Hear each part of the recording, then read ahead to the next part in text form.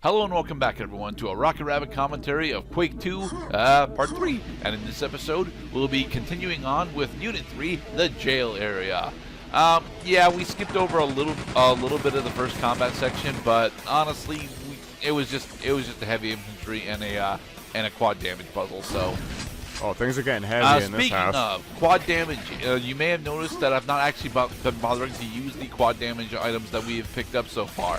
That is because I'm saving them. I'm saving all the ones that I can get for one particular encounter at the very, very end of the game.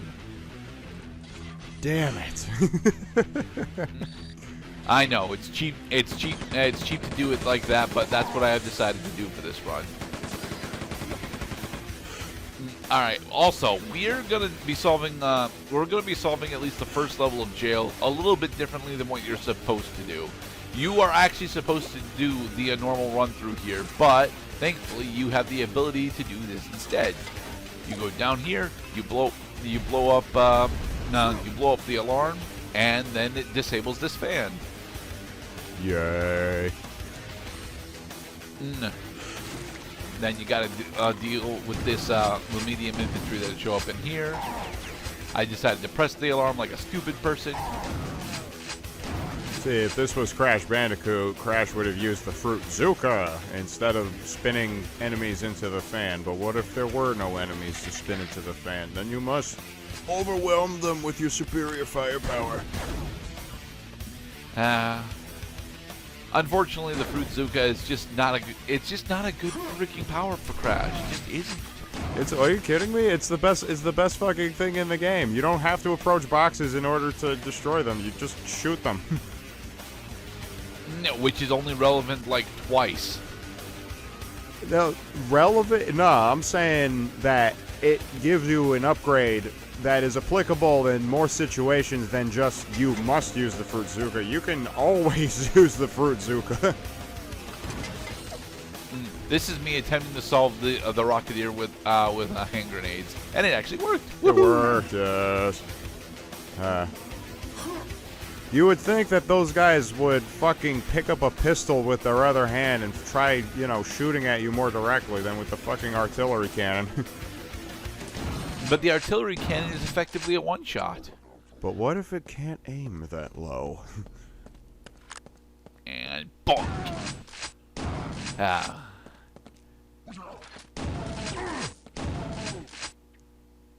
No, maybe if one of those guys sitting at the artillery gun, if he started firing like whizzy rockets into the air, like that would be fucking awesome. All right, the power up that we just got is the Bandolier. It allows us to expand. Our total ammo count up an additional 50 rounds for each ammo type. My God, these cyborgs have Las Plagas. They continue attacking after you disable their heads. Destroy the security thing.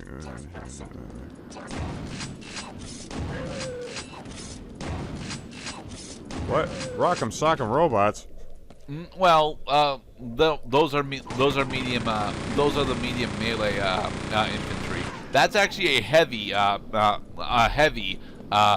melee infantry unit, but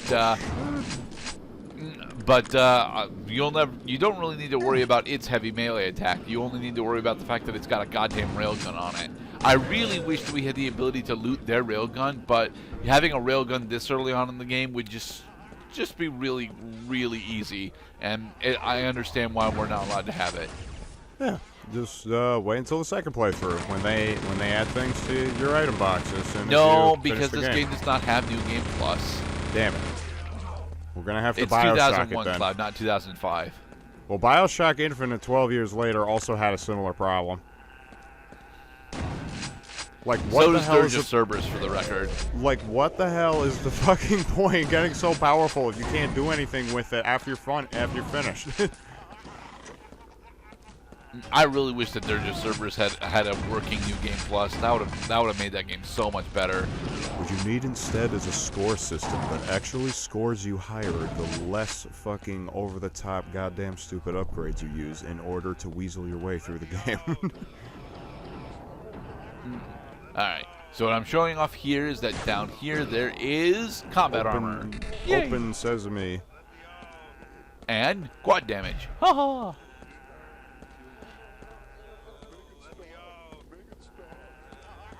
Oh, right, because we're in a prison cell, so these are prisoners? Yes, these are prisoners. These are surviving members of the military drop.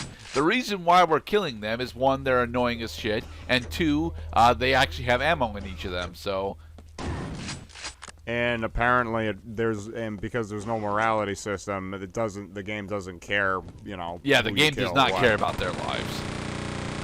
I mean, it was mercy, because, I mean, listen to them. Those guys had been in those cells for so long that they went completely insane. Not completely insane, but effectively hopeless. And stupid. And annoying. Specifically annoying. Now I'm thinking of the Spire from Fable 2, and you had to fucking keep torturing the prisoners by denying them food. Alright. The power shield is a power-up that allows us to have a significantly better shield at the cost of it running on cells. Cells are the ammo type that is used for both the Hyper Blaster and the BFG 10K. Yes, this game also has a BFG in it. BFG. BFG is welcome in any game, in my opinion. Which is weird, because come to think of it, I can't think of a single game I've played that had the BFG, only I know that the BFG is a thing.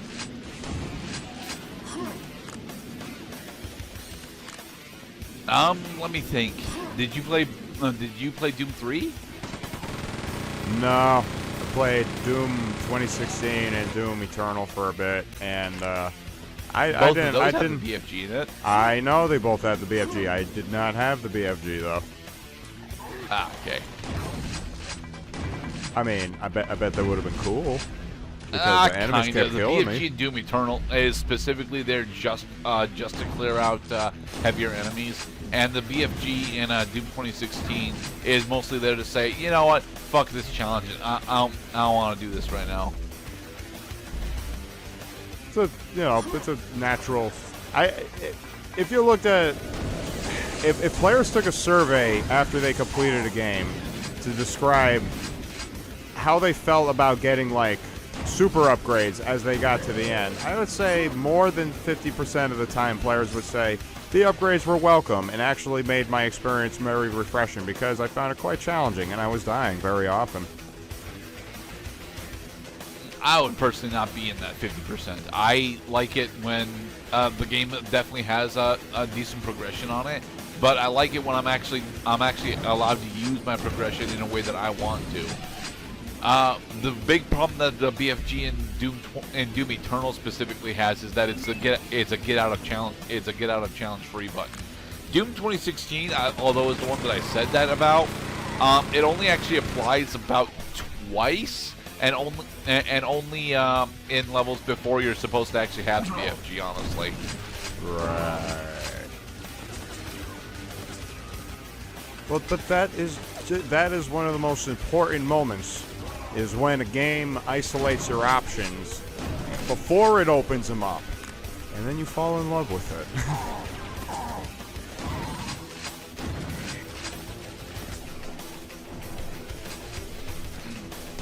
Stupid medium infantry. There.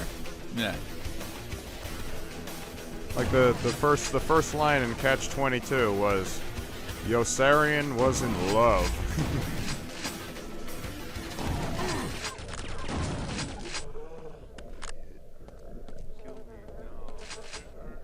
Yay, we got the grenade launcher. This particular incarnation of the grenade launcher is not one that I'm actually all that big of a fan of, specifically because the arc on the grenades is a tad shorter than I like.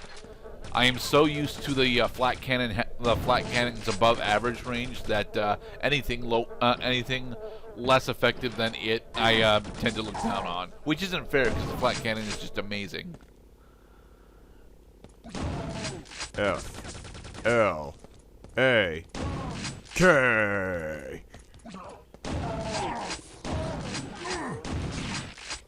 And there. Get bodied. Evil cybernetic hounds. I will make you bits. They're coming out of the walls. Yes, coming out but of they're the only coming out of the G-darn walls pretty poorly, so.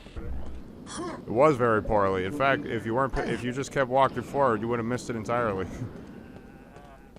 They would have attacked me, though, and I would have had to deal with them from behind. Say, what was that noise? Some more grenades. And more stupid whaling prisoners.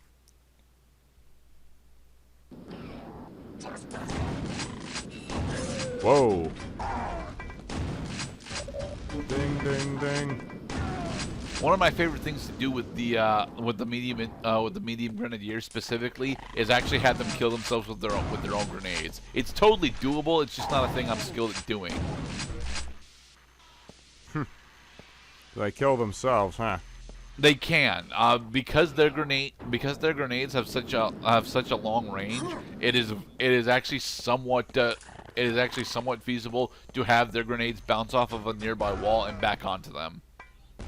That just straight reminds me of Donkey Kong 64, when the big pig Kremlins were throwing oranges, but they weren't oranges, they were grenades, and they explode at a certain time. But the base enemies that die in one hit will die of the grenades too. It's kind of funny. Like big fat piggy don't give a fuck.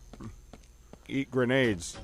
Now, at this point in the playthrough, I was having difficulty deciding which area of the jail I wanted to go. I decided to go into the security complex down here so that we can go get the hyper blaster and the security pass. Is it? I think it's the security pass.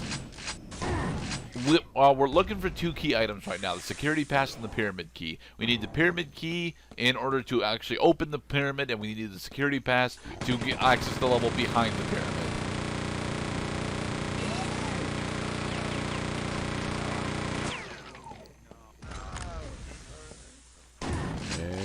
Body. Nope. Alright. And onto the security complex.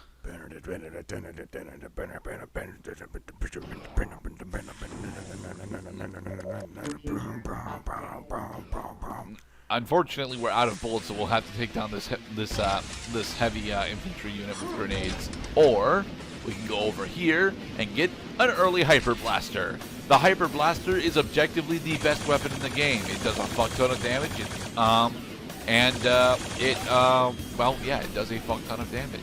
And it's got lots of bullets too, despite the fact that it's a rapid fire weapon. Its only actual competition, to be perfectly honest, is the railgun, but we won't be seeing the railgun for several more parts yet. So right now, yes, it is quite welcome. Bonk and bonk. All right. So, the security cell block. This level is actually quite labyrinthine. If you're new to the playthrough, you may end up spending a lot more ammo in here than you want. But the pathway that I take is mostly straightforward. It's at the very least easy for me to understand.